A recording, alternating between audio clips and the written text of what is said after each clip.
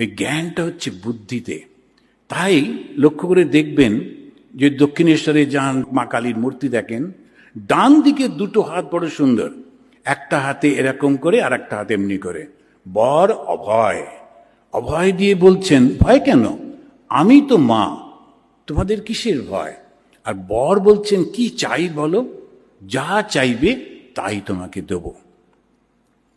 কিন্তু ওই মায়েরই বাঁ হাত দুটো অন্যরকম, একটা হাতে খড়গ ধরে আছেন আর একটা হাতে একটা কাটা মুন্ড, একদম অন্যরকম। এই ডান দিকে একরকম, বাঁ দিকে একরকম। যখন জগতের সমস্ত কিছু চাই, মা পরীক্ষায় পাশ করিয়ে দাও, মা চাকরি দাও, মা এটা দাও সেটা দাও, তখন ওই ডান দিকে।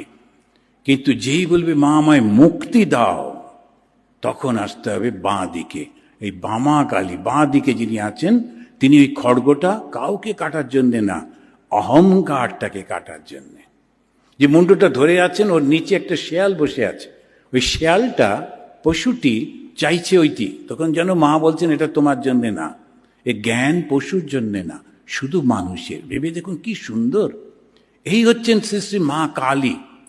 আর ওই জ্ঞানের সঙ্গে সঙ্গে তার কোমর থেকে ঝুলছে মানুষের হাত, কেননা জ্ঞানের সঙ্গে কর্ম সংযুক্ত হলেই সৃষ্টি।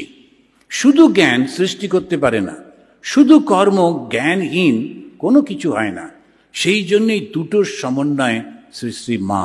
আর তিনি হচ্ছেন প্রকৃতি, এত বড়, তাকে ঢাকবো কি করে, তার থেকে বড় তো আর কিছু নেই, ওই জন্য তার বসন নেই। আর এই মা কালীকে ভগবান শ্রীরামকৃষ্ণ পুজো করছেন যাতে জ্ঞানের উন্মেষ হয়। শক্তি হচ্ছে সেই জ্ঞান।